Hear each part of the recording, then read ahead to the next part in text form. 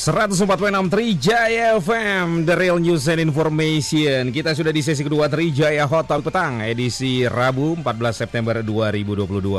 Margi Sarip masih menjadi host Anda dan masih akan terus menemani Anda hingga jelang pukul 19 malam hari nanti. Pendengar Trijaya, pengurus wilayah Nahdlatul Ulama atau PWNU Jawa Timur akan mengambil langkah hukum terkait dengan unggahan dari pegiat media sosial yang juga Ketua Umum Ganjaris Eko Kuntadi yang telah menghina Ustazah Imas Fatimatus Zahra atau Ning Imas. Hal tersebut akan dilakukan bila Eko Kuntadi tidak segera menyampaikan permohonan maaf atas unggahannya tersebut. Reaksi keras dari PWNU Jawa Timur muncul terkait dengan unggahan Eko Kuntadi tentang video ceramah dari Ning Imas berjudul Lelaki di Surga Dapat Surga di Twitter. Pada unggahan itu, Eko memotong video ceramah Ning Imas dengan tambahan kalimat tolol tingkat kadal. Unggahan itulah yang membuat NU tidak terima. Pasalnya Ning Imas merupakan tokoh muda NU dan bagian dari keluarga besar pondok pesantren tua di Jawa Timur, yakni pesantren Lirboyo Kediri. Dan Ning Imas merupakan istri dari Gus Rifkil Muslim. Menurut Ketua Media Center NU Jawa Timur, Sukrondosi, dalam keterangannya hari Rabu ini, langkah hukum sedang disiapkan oleh PWNU Jawa Timur. Nah, untuk berbincang mengenai hal tersebut, pendengar Trijaya, alhamdulillah sore hari ini kita sudah bersama Rois Am, pengurus besar Nahdlatul Ulama. Segera saya sapa Kiai Haji Holil Nafis. Assalamualaikum, selamat sore Pak Yai. Waalaikumsalam warahmatullahi wabarakatuh. Sehat Yi, Pak Yai. Alhamdulillah. Saya mau klarifikasi, saya bukan Rois Am. Rois Surya? Rois Surya. Siap. Rois itu adalah salah satu wakil ketua dari Rois Am, biar gak salah persepsi. Siap. Untuk saya di PBNU. Siap. Kiai Holil Nafis adalah Rois Surya PBNU yang juga salah seorang ketua di Majelis Ulama Indonesia atau MUI. Oke, Pak Yai, mungkin sudah banyak yang tahu tapi banyak juga yang belum familiar tentang posisi seorang Ning ini ya di kalangan Nahdli ini, sebelum nanti kita masuk ke kasusnya nih, Pak Yai. Ya, jadi kan kita punya tradisi keilmuan, itu namanya sanad. Sanad itu mata rantai keilmuan yang nyambung dari ilmu yang kita pelajari sampai Rasulullah SAW. Kemudian tradisi dalam NU yang itu sebagaimana digariskan dalam kitab-kitab pelajaran NU karangan Syekh Hasyim Asy'ari adalah ta'limul muta'allim. Bagaimana kita menghormati guru, bagaimana kita memuliakan guru ya. Jadi sampai ungkapan Sayyidina Ali itu yang dipegang, man 'allama harfan wahidan insyi'ta taqa insyi'ta ba'ah. Kalau ada orang mengajarkan ilmu ke saya, satu huruf pun itu adalah menjadi gugu dan yang ditiru. Untuk pengabdiannya, kalau mau saya dijadiin budak ya monggo, mau dimerdekakan monggo, mau dijual juga monggo. Artinya totalitas ketundukan terhadap guru itu adalah penuh di dalam tradisi pesantren yang di sini adalah Nahdlatul Ulama. Ya, oke. Nah, kalau di tradisi keluarga besar NU, Ning ini kan putri Kiai ya, Pak Yai? Ya, jadi kita ada Nyai, ada Ning gitu ya. Jadi Ning itu adalah tanda anaknya Kiai yang kita hormati. Jadi kita menghormati anak Kiai itu seperti halnya kita menghormati Kiai karena titisan darahnya. Dan itu ya ketika Nyainya dinodai, disakiti, itu kita ikut sakit. Apalagi Ning itu kan posisinya perempuan. Biasanya di tradisi NU itu pada perempuan sangat takzim karena dia adalah aurat ya.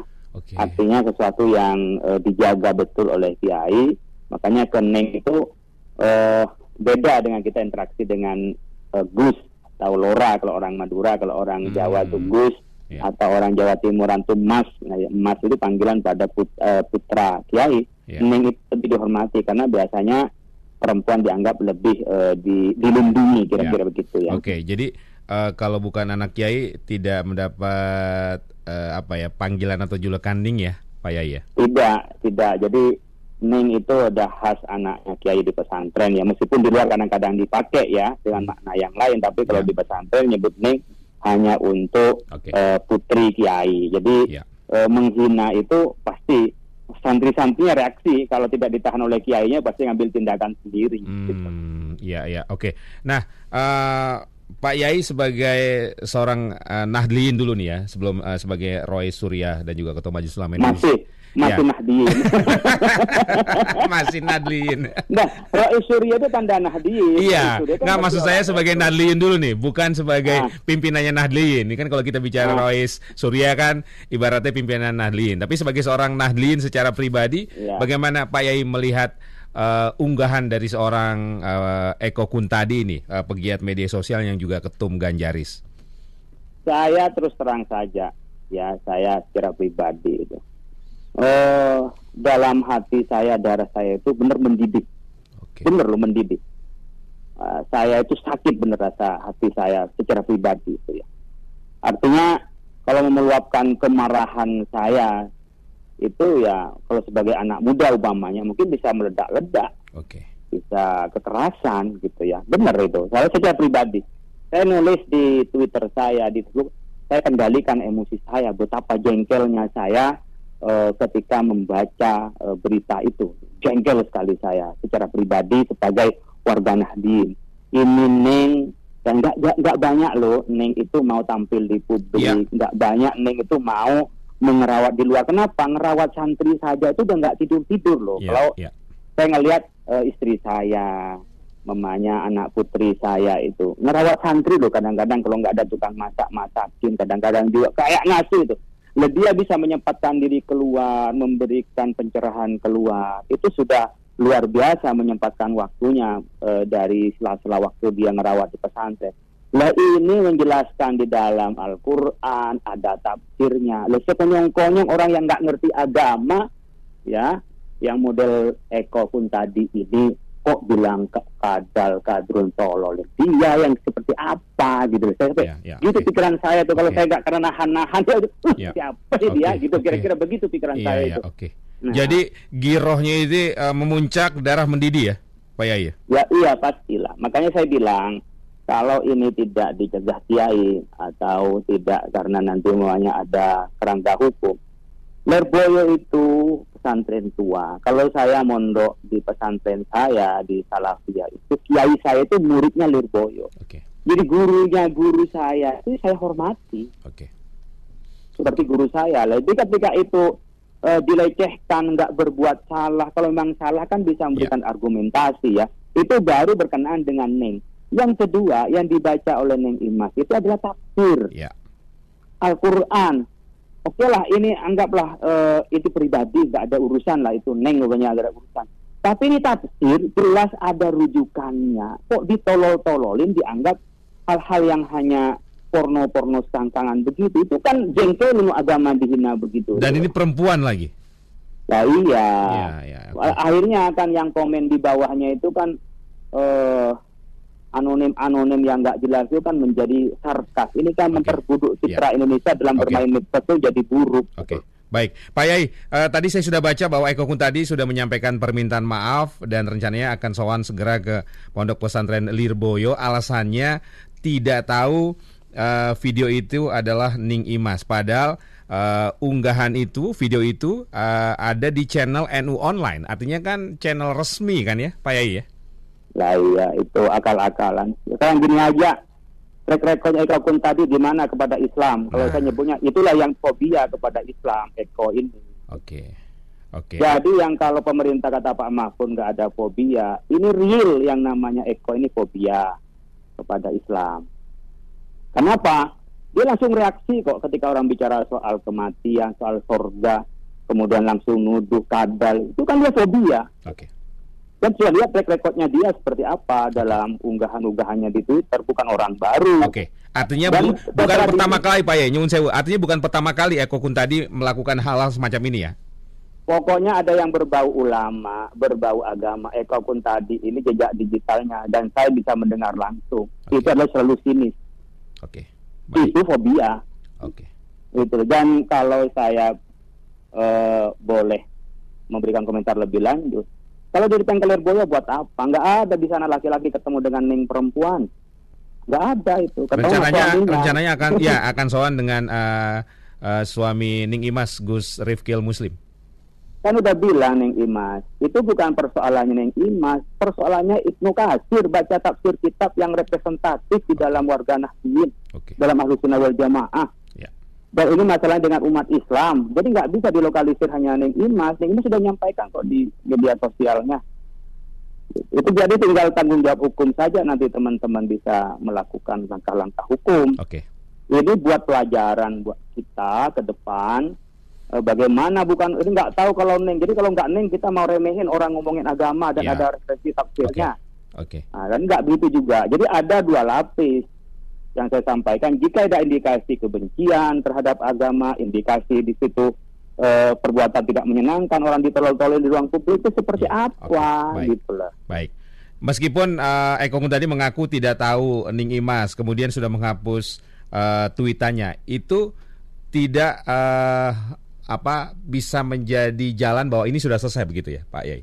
Saya udah bilang nggak selesai dengan itu kalau bagi hati saya ya, tapi ya hak publik lah. Tapi kalau secara pribadi, kalau saya nggak selesai dengan hapus lalu minta maaf, itu nggak bisa. Ini kalau tahu itu Neng, berarti orang yang bercerita tentang surga, kenikmatan surga dengan bidadari itu dia lecehkan begitu. Ini agama. Ya, itu jadi sebenarnya bukan semata siapa yang menyampaikan, tapi apa yang disampaikan ya Pak Yai ya? Dua hal sekaligus. Pertama, dia menghina Ning Imas, itu adalah guru warga besar Nahdliyin ya, Lirboyo itu gurunya ke Said Agil Siraj loh, mantan ketua umum PBNU. Ya.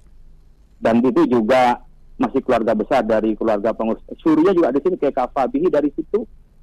Itu dia orang-orang tua kita dari situ yang kiai-kiai banyak keluaran Lirboyo. Itu satu hal.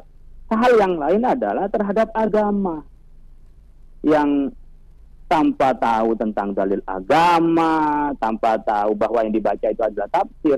Itu ada rujukannya loh, bukan ngarang. Ada tafsirnya. Jadi menistakan terhadap tafsir representatif muktamad di dalam keluarga kita, dalam keluarga NU. Lalu dia nistakan gitu. Ya, apalagi kalau kita bicara Ning Imas, ini sanad keluarganya jelas, sanad keilmuannya juga jelas ya. Jadi bukan orang sembarangan yang sekedar menyampaikan tausiah atau ceramah agama. Karena saya baca juga sebenarnya apa yang disampaikan oleh Ning Imas ini merespon pertanyaan dari audiens ya saat pengajian di channel NU Online ya Pak Yai ya. Ya kan ini sudah jelas NU Online, berarti kan menistakan NU. Kan nggak mungkin NU itu menayangkan yang bukan dari pemikirannya NU, kan nggak mungkin dong. Saya Ning Imas itu persatu. Yang kedua, saya ingin masuk pada ini jelas loh kitabnya, jelas loh. Jadi dia akan, siapapun yang bicara agama akan difitnah oleh yang namanya Eko Kuntadi ini. Baik. Kan begitu jadinya. Jadi sudah dua, satu adalah orang oleh dia adalah dinistakan, yang kedua adalah agama juga dinistakan. Kalau referensinya nggak jelas ya mungkin ini referensi jelas dan acaranya di NU Channel, baca ini NU yang resmi, NU Channel gitu. Berarti 3 ya Pak Yai ya, agama, kemudian banyak berarti aspeknya ya, agama, kemudian Ning Imas, Lirboyo, NU ya Pak Yai ya. Iya, organisasi NU lah, itu representasi channelnya NU loh. Channelnya NU bukan yang di luar, ditayangin di luar masih mending. Jadi menurut saya tidak cukup hanya datang, itu tergantung pribadinya keluarga besar Lirboyo. Tapi ada yang menjadi common publik adalah itu channelnya Nahdliyin. Yang kedua itu adalah ajaran Islam yang jelas referensinya dan tamat dilaksanakan. Baik. Jadi Pak Yai, berdasarkan jejak digital dari seorang Eko Kuntadi ini, menurut Pak Yai ini bukan semata soal hilaf, soal tidak tahu, tapi memang ada faktor lain. Saya menduga memang ada kebencian kepada agama Islam. Saya menduga ada fobia kepada agama Islam. Sehingga siapapun yang bicara soal surga, bicara keagamaan di akhirat, semua dianggap kadal gurun, dianggap semuanya adalah yang sifatnya, ya tadi mohon maaf, Islam bicara bidadari dianggap sesuatu yang penyimpangan, selangkangan dan seterusnya. Itu tidak perlu dikasih pelajaran lah, biar dia menjadi jera, orang lain pun juga lebih berhati-hati bermain medsos. Oke, Mungkin dari baik. sebelum-sebelumnya belum Oke. menemukan orang yang reaksi cukup besar Oke. dan cukup kuat barangkali. Oke. Jadi bisa dikatakan kepleset kali ini, Pak Yai. Kalau kepleset itu kan orang nggak main di tempat becek, dia kan biasa bermain di tempat becek. Iya. Oke. Kalau kepleset itu orang bermain tidak sengaja kepleset. Lalu kan dia mainnya di tempat becek terus kok. Cuman ketepatan sekarang ketemu paku gitu loh. Iya. Oke. Tapi Pak Yai kan Eko sudah minta maaf. Ya kan maaf nggak menyaksikan hukum. Gitu. Oke. Ya monggo kalau teman-teman ada yang proses hukum kan hak warga negara. Saya nggak menyuruh, tidak juga Ya. menghalangi, karena itu hak warga. Jadi ketika teman-teman ini di bawah mau memproses hukum, ya hak warga negara dong, harus Oke. dijamin dong. Baik. Kalau secara perbuatan memaafkan, ya kewajiban kita, orang Oke. minta maaf ya kita maafin. Oke. Tapi Baik. proses hukum, Oke. ya hak juga Baik. untuk dilakukan agar jerah gitu besok-besoknya, nggak gampangin lagi. Dulu kan nggak ada yang gugat tuh, jadi Ya. santai aja main-main di tempat becek. Oke, Pak Yai, mungkin Pak Yai sudah komunikasi atau ngobrol ya, baik sebagai Roy Surya maupun salah seorang tokoh agama Islam ya, mungkin sudah komunikasi terkait dengan kasus terbaru Eko Kuntadi ini yang menghina Ning Imas yang merupakan keluarga besar dari pesantren Lirboyo ini, salah satu pesantren tertua di Indonesia. Dari komunikasi mungkin dengan kalangan Nahdliyin, ada suasana apa terkait hinaan dari seorang Eko Kuntadi ini? Ya, suasana resah juga bahwa medsos itu kok diisi orang-orang yang nggak sopan begini, sarkas, terus menjurnalistis setiap orang bicara agama. Sekarang kok dituduh hal-hal yang ya anti keperdamaian, dianggap intoleran. Jadi sekarang ini malah kebaliknya, yang menuduh intoleran itu yang membabi buta. Setiap orang bicara agama dianggap Baik. intoleran. Jadi ada pergeseran, yang dulu menuduh orang radikal ternyata dia sekarang sudah yang jadi radikal sebenarnya. Ya. Gitu. Oke, baik. Nah, Pak Yai, ini kan Eko Kuntadi ini selain sebagai pegiat sosial kan juga sebagai ketua umum dari Ganjaris nih ya, relawan Ganjar Pranowo, bukan bermaksud ke konteks politik. Kita tahu bahwa sejumlah tokoh politik sudah sepakat akan menghilangkan politik identitas untuk pemilu 2024 begitu kan. Tapi ternyata kalau kita melihat apa yang dilakukan oleh seorang Eko Kuntadi tadi Pak Yai sampaikan, ini mengandung ujaran kebencian. Nah, Pak Yai melihatnya seperti apa ini jika persoalan ini tidak diselesaikan secara tuntas, dibiarkan begitu saja? Ya, saya nggak mau masuk ke politiknya lah. Kalau kita harus bisa membedain mana politik identitas, mana yang identitas politik.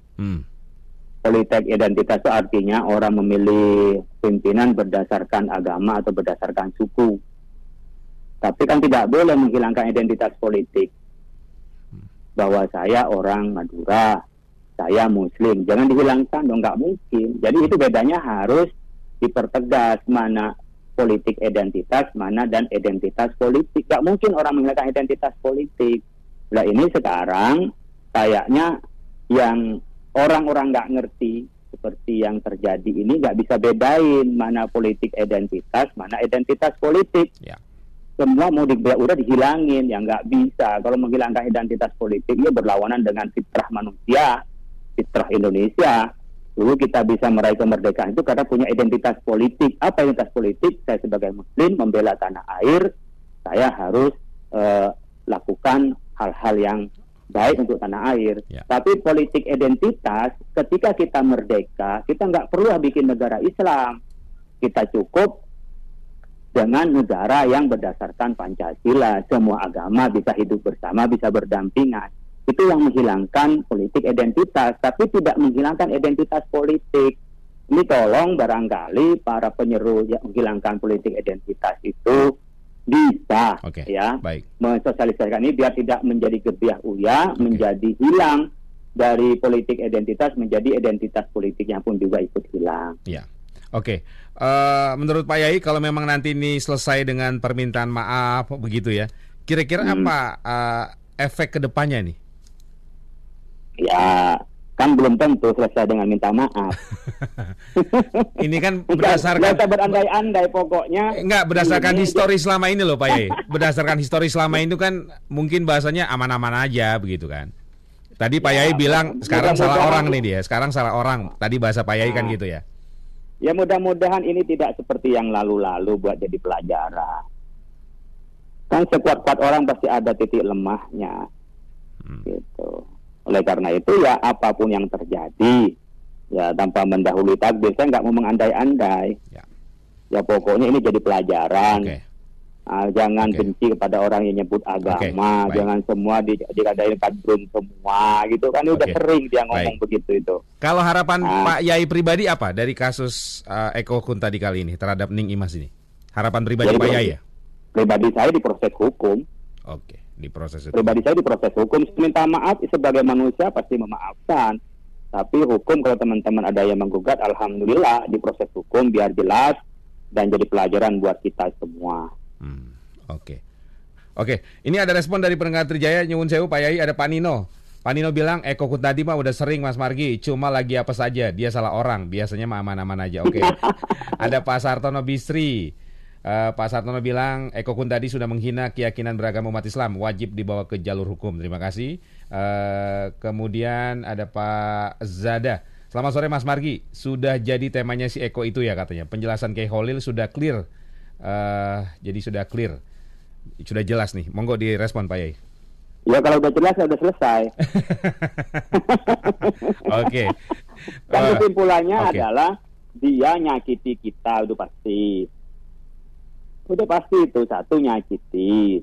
Yang belum pasti adalah mau ditindak hukum atau tidak. Itu.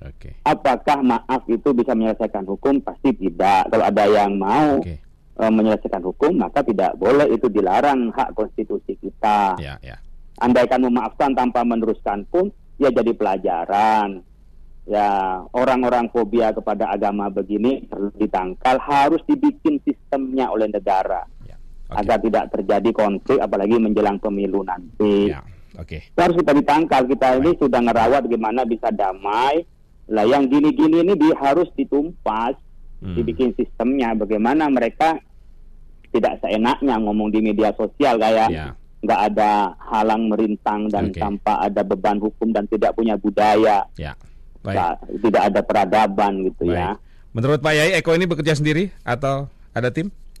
Oh, kalau itu nggak boleh kita suudon. Pokoknya dia salah kita tindak, dia nyakitin kita protes. Soal ada siapa nggak ada siapa, ya pastilah.